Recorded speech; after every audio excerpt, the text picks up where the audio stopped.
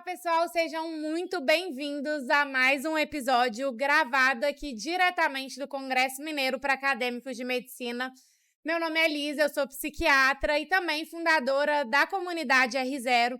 E esse podcast é um oferecimento do Medgrupo, do Mediacina e do R0, que tem como objetivo trazer informações da medicina para os acadêmicos que estão aqui e também para quem não teve a oportunidade de estar aqui. A gente está trazendo algumas pinceladas dos principais palestrantes do evento. E agora eu estou aqui com o Felipe, ele é advogado, especialista em direito médico e vai estar logo mais no palco aqui do CEMED.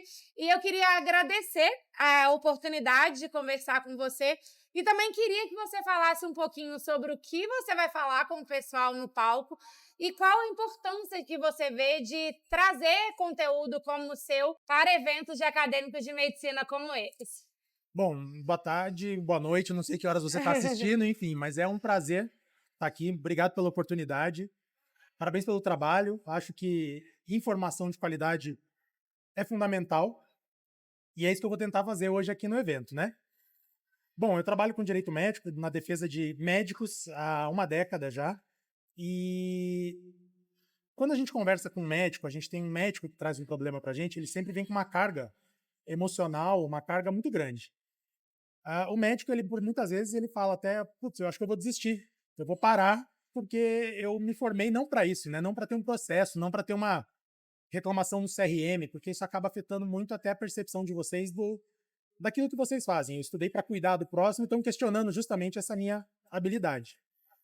E o que eu percebo que esses médicos têm em comum, e médicas, é que quando eles têm algum problema para resolver, e não significa que eles estão errados, muito pelo contrário, hoje no Brasil, você não gostou do jeito que a pessoa sorriu, você já processa, então muitas vezes o médico não fez absolutamente nada de errado, mas o que eles costumam me dizer é, poxa, eu gostaria de saber isso que você está me dizendo lá atrás, se eu soubesse eu teria ou feito diferente, ou eu não teria perdido tanto o sono por causa desse processo. E justamente nesse intuito a gente vem conversar com os estudantes, com os acadêmicos, para contar para eles hoje aquilo que talvez ali na frente vá fazer diferença, para que eles não passem por essa mesma dificuldade dos colegas médicos e tenham a oportunidade de hoje, num evento desse tamanho, dessa qualidade, de ouvir um pouquinho sobre direito médico. Trazer para eles, então, assim, esse panorama, eles entenderem que hoje o mercado da medicina é, infelizmente, muito judicializado, né? Tem um aumento anual de processos e reclamações, mas entenderem também que tem várias ferramentas que eles podem adotar, que se eles tiverem consciência de como usar, pode ajudar e eles podem ter daí um desenvolvimento de carreira a partir do momento que eles se formarem muito mais tranquilo. Então, nossa ideia, nosso intuito no evento é mais ou menos esse, trazer essas pinceladas para que eles possam ficar mais tranquilos em relação a isso e possam atuar sem medo. Essa é meu grande, assim, a grande meta. Eu não gosto de médico, de acadêmico nenhum com medo, não precisa ter medo. Sempre tem um caminho, não depende de você, depende do paciente, ele pode processar, ele pode reclamar, mas eu quero que vocês fiquem tranquilos e entendam que tem boas ferramentas que vocês podem usar para se proteger. A ideia é essa. E, Felipe, a gente tem, né, acadêmicos de medicina e médicos ouvindo a gente do Brasil inteiro e muitas vezes não tiveram a oportunidade de estar aqui e ter acesso ao conteúdo de qualidade que o evento oferece. Se você puder dar essa pincelada para o nosso público, eu acho que seria muito valioso, porque realmente, assim, eu como médica, relativamente jovem na profissão, a gente tem pouquíssimo acesso a esse tipo de informação. E eu acho que quando você traz isso de que os médicos começam a se questionar na profissão quando algo ruim como um processo acontece, é porque eu vejo muito que a imagem da medicina está muito atrelada a quem a gente é. Então, quando questionam a nossa prática médica, é como se estivesse questionando a nossa índole, né? O que a gente faz, os nossos valores. E isso é muito doído. Então, a pessoa começa a se questionar como pessoa. Então, ter acesso a essa informação, eu acho que vai acalmar muitos corações ansiosos por aí. Então, se você puder trazer um pouquinho desse conhecimento para a gente, acho que vai ser muito importante. Todo prazer, né? Acho que o ponto de partida é entender o seguinte. Infelizmente, qualquer pessoa pode ser processada. Isso até me gera uma certa birra, e eu vou falar hoje ali no palco isso, com algumas pessoas, alguns colegas que vendem uma ideia de blindagem jurídica. Não tenho nada contra, cada um, claro, adota a sua linha de raciocínio, né? Enfim, mas eu acho que não dá para falar sobre isso, porque seria eu não acho que é verdadeiro, porque seria a mesma coisa que vocês, como médicos, nos prometessem que a gente não ia nunca morrer. Você pode me dar uma blindagem de vida, por exemplo? Você não vai. Você pode me dar os melhores caminhos, o melhor tratamento, você pode cuidar de mim, mas dependendo do que eu tiver, ou como ser humano, eu vou morrer. E eu vou falar isso no palco. O que eu quero dizer eu não posso prometer para ninguém que ela não vai ser processada. Então, essa ideia de blindagem, eu acho que dá uma ideia errada de nada vai acontecer. E sim, infelizmente, você que está nos assistindo, você que é acadêmico, você que é médico, pode acontecer. E esse é o primeiro ponto. Não depende de você. Hoje, no Brasil, a gente tem processo demais. É uma realidade. Para tudo, não só de erro médico, mas para tudo. Então, não se desespere e entenda que, infelizmente, é algo que pode fazer parte da sua realidade. É um risco inerente à jornada. Integralmente. É a mesma coisa que pegar um carro e dirigir. Alguém pode bater no seu carro? Pode. Você pode dar uma raspadinha sem querer no carro do amiguinho? Pode. É inerente à jornada. Você mandou muito bem, essa é a ideia. Então, entendam isso. Não é sobre você. É sobre o paciente, é sobre alguém que às vezes quer transferir uma responsabilidade, não ficou satisfeito com o tratamento porque não foi colaborativo com o tratamento, não ficou satisfeito porque sabia dos limites daquele tratamento, mas não depois pretende ou finge que não sabia desses limites. Ou até em casos mais graves, a gente compreende, perdeu um paciente, perdeu um familiar, e essa pessoa ela busca um culpado, é do ser humano, e isso sobra muitas vezes para o médico. Então acho que o começo da conversa é esse, não se culpem, não se desespere, eu sei que vocês levam para esse lado da índole, da minha capacidade profissional, eu estudei tanto para isso, mas não é sobre vocês. A partir daí, eu acho que a gente tem que desenvolver algumas ideias. Beleza, entendi que não depende de mim e pode acontecer. E outra, tá, pessoal? Pode acontecer não só um processo judicial, que a gente sempre pensa em justiça, em um processo de indenização. Você pode ter um processo, uma reclamação no CRM. E isso tem se tornado cada vez mais comum e eu vejo os médicos sabendo muito pouco sobre isso. O CRM, ele está lá para fiscalizar a atuação dos médicos. Então, eventualmente, se alguma coisa chegar a conhecimento do CRM, seja por um paciente ou alguma questão de publicidade médica, a gente tem muito processo atualmente sobre publicidade médica. Todo mundo está achando que pode tudo, liberou antes e depois. Muita gente falou besteira, muitos especialistas em direito médico falaram isso e não é verdade. Então, no CRM também você pode ter alguma coisa. E é um procedimento ético que vai investigar a atuação médica.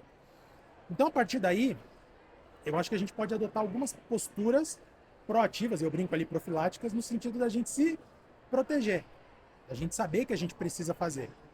Então, o primeiro ponto que eu sempre trago é cuidem da relação médico-paciente. E quem sou eu, né? Não sou o padre para, né? Não quero ensinar o padre a rezar a missa, mas cuidem disso. Eu acho que está se precarizando ao longo do tempo. E você depois pode me dizer muito melhor o que você acha sobre isso. Mas ela vem se precarizando, seja pela correria do dia a dia, seja pelo atendimento via plano de saúde, que exige uma produtividade muito grande de vocês, seja porque o paciente hoje entra na consulta com o celular na mão e não está prestando atenção em nada que você está falando, já vem com o diagnóstico do Dr. Google na cabeça dele. Pior ainda agora com a ideia do chat GPT. Ó, doutor, eu já vim aqui com o meu diagnóstico, eu quero este remédio. Calma, nem te examinei, né? Então, cuidem dessa relação, desenvolvam isso, entendam isso, aproveitem a faculdade para conversar com seus professores sobre isso. Segundo ponto, documentação. Cuidem da documentação médica. Prontuário mal redigido é um baita problema. Não tem anotação, não tem histórico do paciente, tem anotações assim muito superficiais. E isso nos faz assim, nos traz uma diferença depois se há uma reclamação do paciente enorme. Dá um exemplo. Paciente que normalmente quando depois não está satisfeito com o resultado de uma cirurgia plástica, alguma coisa assim, a primeira coisa que ele fala no processo: hoje eu estou com problemas psicológicos devido ao insucesso da cirurgia. Só que você pensa que se eu tiver no meu prontuário anotado no dia que ele me procurou, se ele já relatou que ele tinha algum problema nesse sentido e está anotado no prontuário, eu falo, não, peraí, você me procurou e você já tinha algumas questões, então eu não estou apontando o dedo, eu só estou restabelecendo a verdade. Agora, se o prontuário tem um parágrafo e não tem nada disso anotado, é um problema.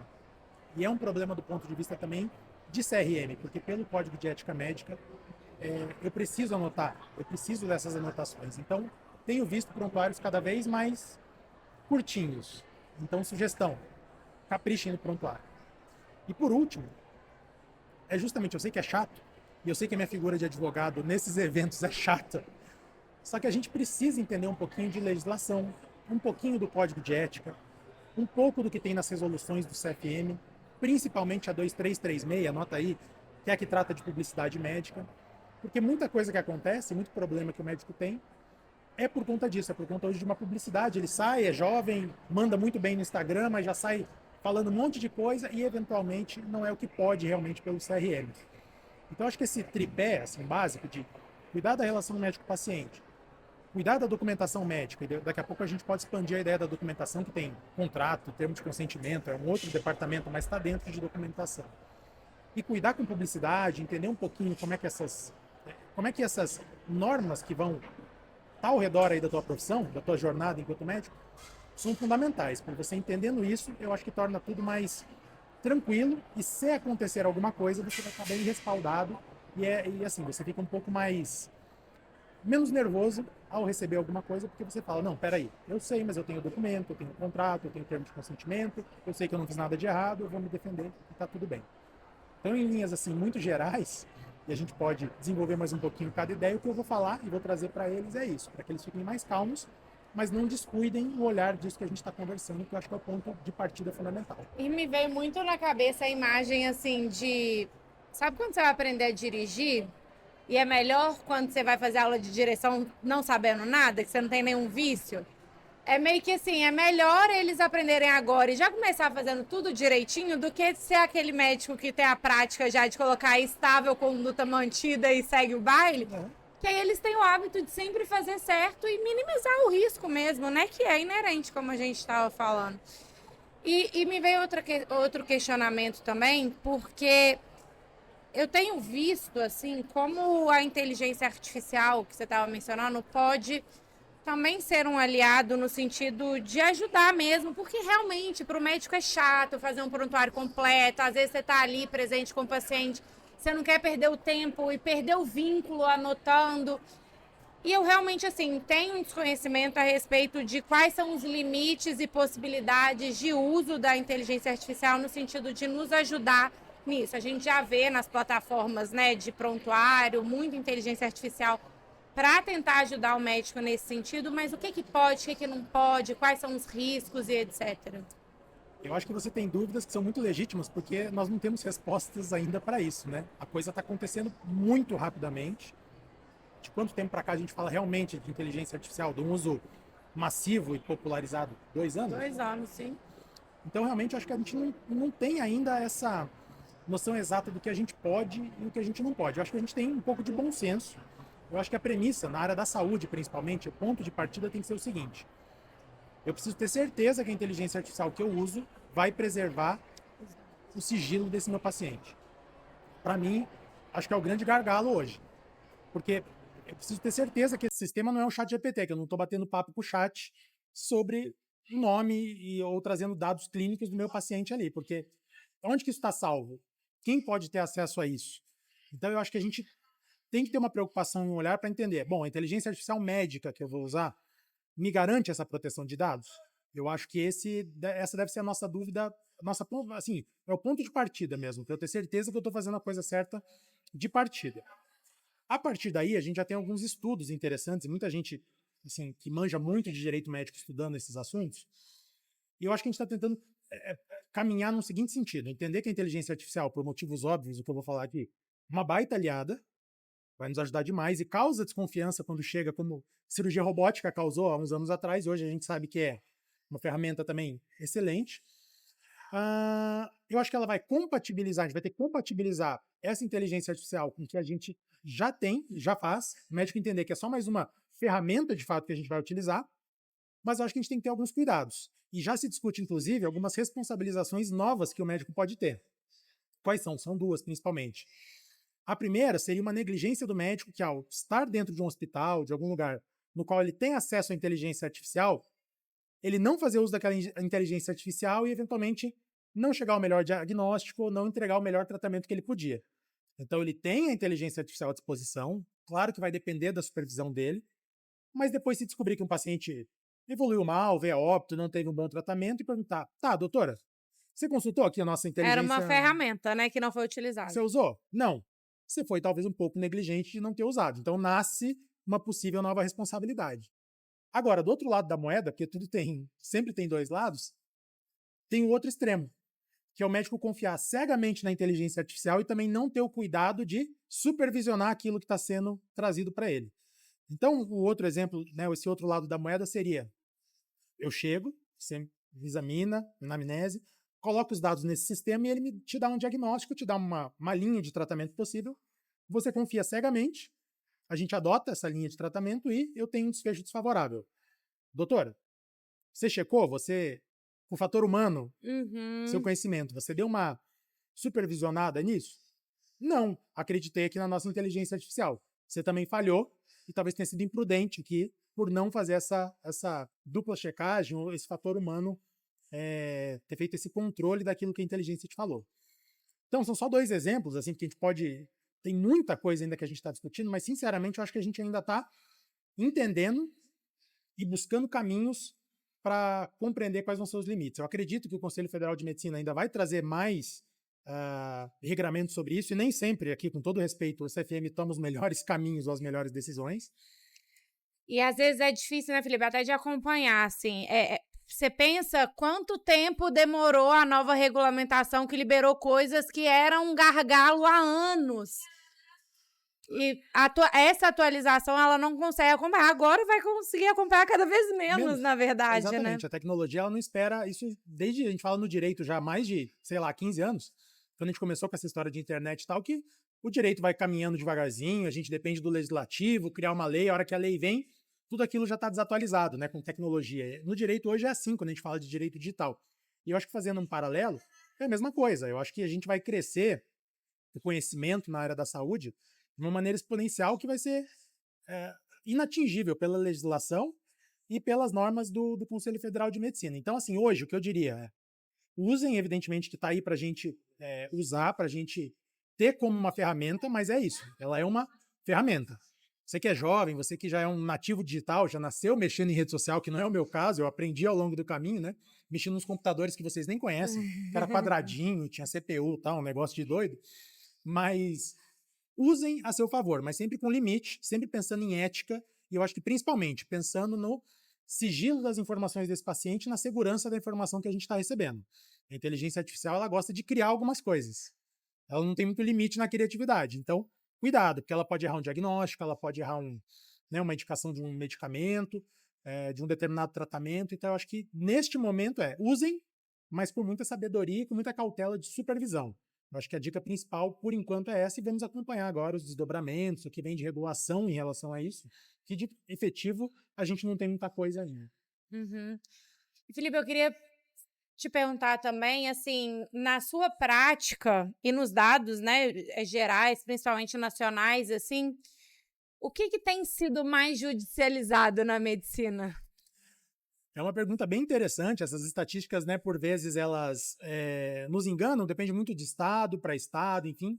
Mas uma coisa que eu posso garantir, quem trabalha com a parte de estética, até que o CFM nem gosta desse termo, né, mas quem trabalha com cirurgia plástica, com dermatologia, né, tratamentos eletivos nesse caminho, ou otorrino que faz rino, é uma área muito judicializada, porque o paciente vem com uma expectativa muito grande, muitas vezes irreal, e a gente tem que contornar muito isso, tem que trazer o paciente muito pro chão, para ele entender quais são os limites, para depois ele não ficar frustrado.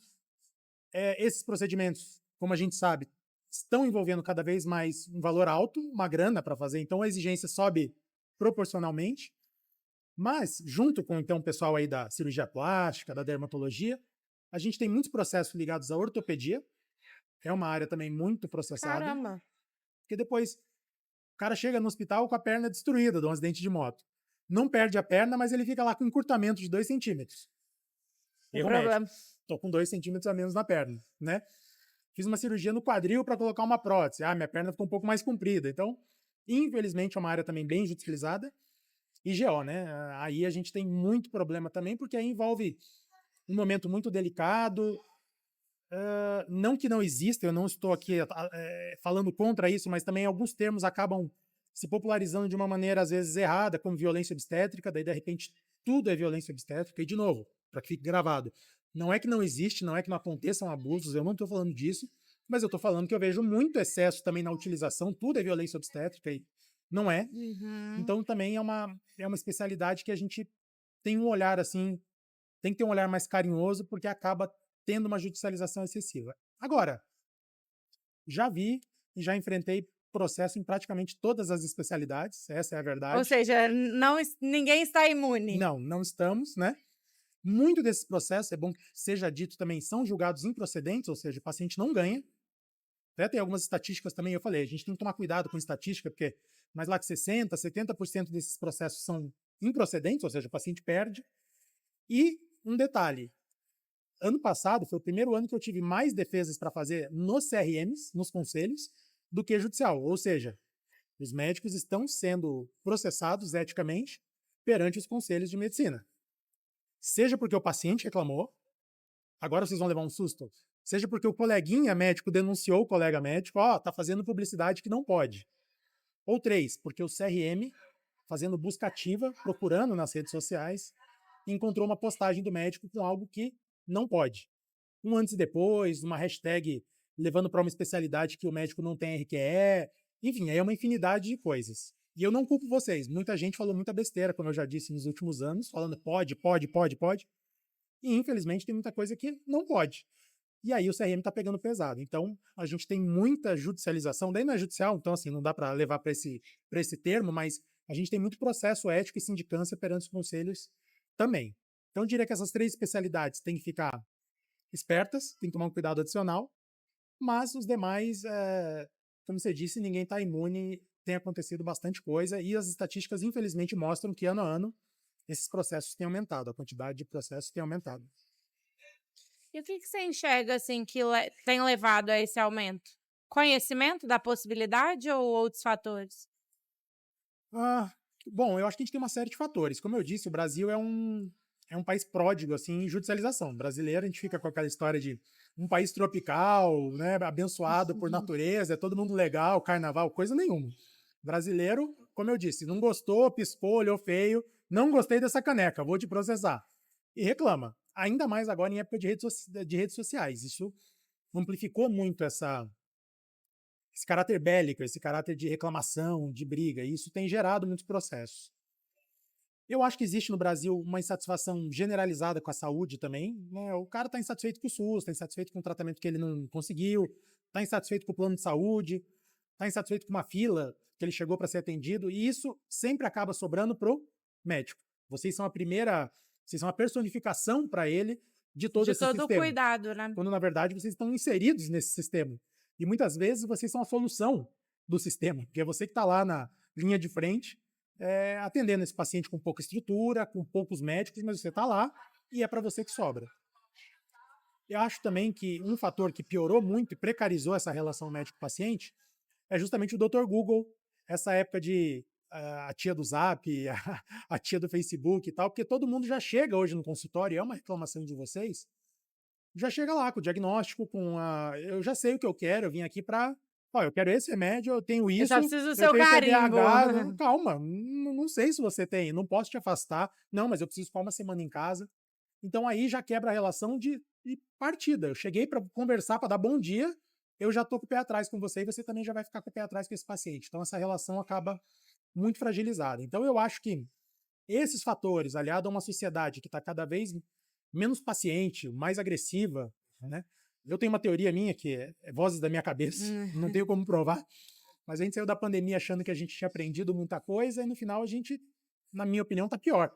Todo mundo saiu e depois ficou mais briguento, mais eu vou falar mesmo na rede social e tal. E isso tudo está gerando somado a esses outros fatores que eu te falei, tem levado para essa judicialização. Então eu acho que é isso, acho que o jovem médico ele pode ter uma parcela também de responsabilidade, eu acho que tem que tomar cuidado com rede social, ver como responder o paciente, saber os limites do que ele pode fazer para também não se expor em excesso. E eu acho que assim, cuidando disso tudo, cuidando da carreira, dá para a gente evitar alguns problemas. Lembrando que não depende de vocês. É sobre o paciente, na maioria das vezes, e o que a gente pode fazer é, tendo esses elementos de cuidado, a gente vai poder se defender muito melhor e provavelmente vai ter um resultado melhor numa defesa que a gente venha fazer. E falando, né, você mencionou algumas vezes a questão das redes sociais, assim, quais são os principais erros que você percebe que têm sido cometidos por aí? Bom, eu acho que concordando ou não com o CFM, com a resolução 2336 que eu já citei, com o código de ética, tem muita coisa que ainda é proibida ou não pode ser feita quando está sendo realizado. Então, os erros principais são a história do antes e depois. Está liberado. Não está liberado. Ele está liberado desde que seguindo algumas regras, que ninguém se atenta. Como, por exemplo, você tem que colocar ali 4 pacientes no antes e depois. Então, eu tenho que colocar 4 barrigas que eu operei para mostrar resultados diferentes No mesmo post? no mesmo post.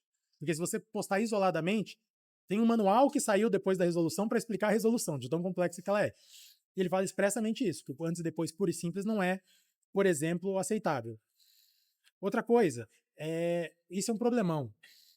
Não ter especialidade registrada no CRM, no teu RQE, e se anunciar, não especialista, mas falar que você trabalha em uma determinada área. Então é botar lá, hashtag nutrologia, cardiologia, quando na verdade você não é cardiologista. Isso não é permitido. Isso não é da resolução de agora, isso é do código de ética, inclusive.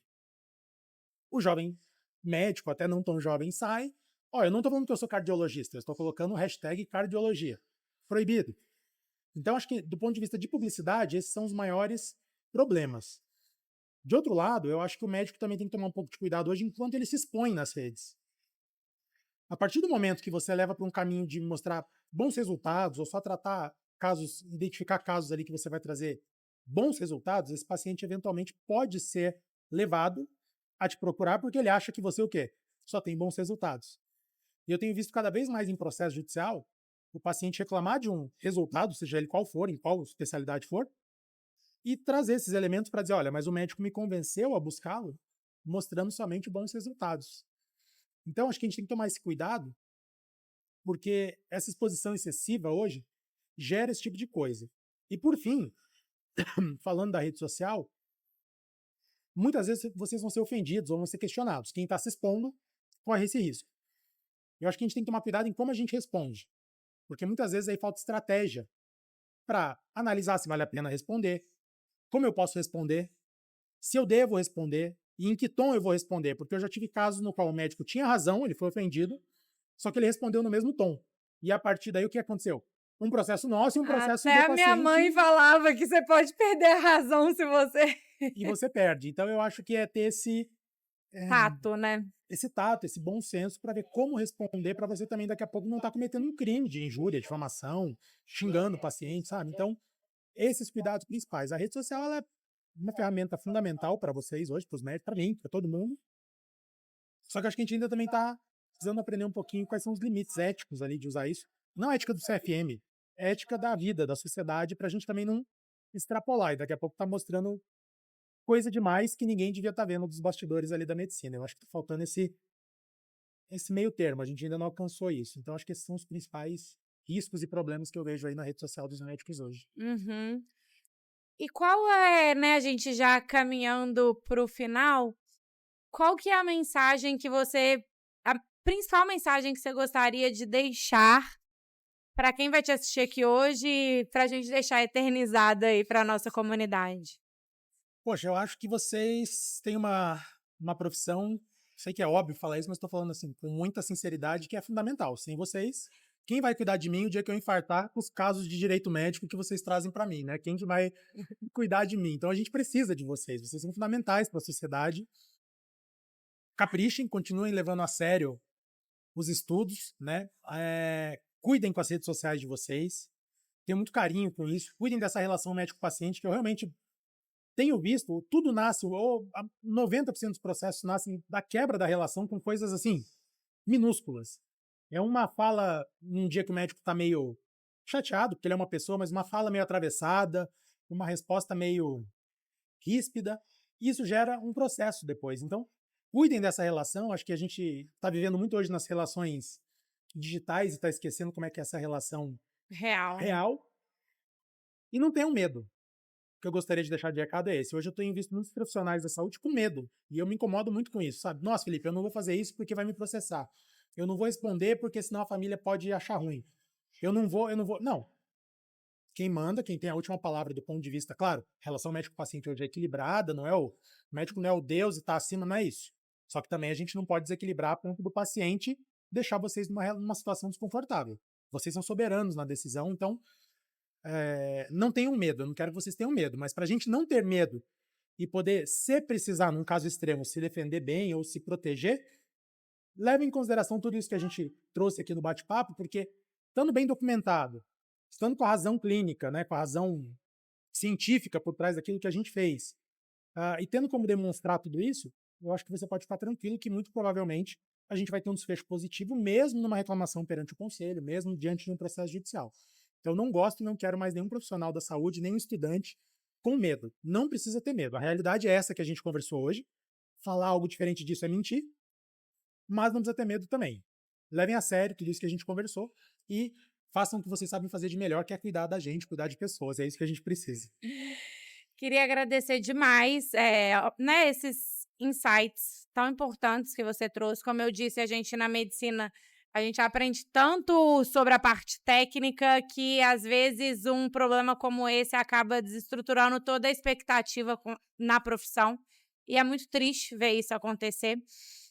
Então, nós também precisamos de pessoas como você para ensinar isso para a gente. Então, muito obrigada e sucesso na palestra. Espero que as pessoas aprendam verdadeiramente tudo isso e levem aí ao longo da jornada. Eu Obrigada. agradeço e eu estou sempre à disposição de vocês. Um prazer estar aqui, é muito legal poder conversar, bater um papo desse, e é sobre isso, é sobre informação de qualidade. É isso que as pessoas precisam e é isso que vocês fazem. Então, parabéns e muito obrigado pela oportunidade.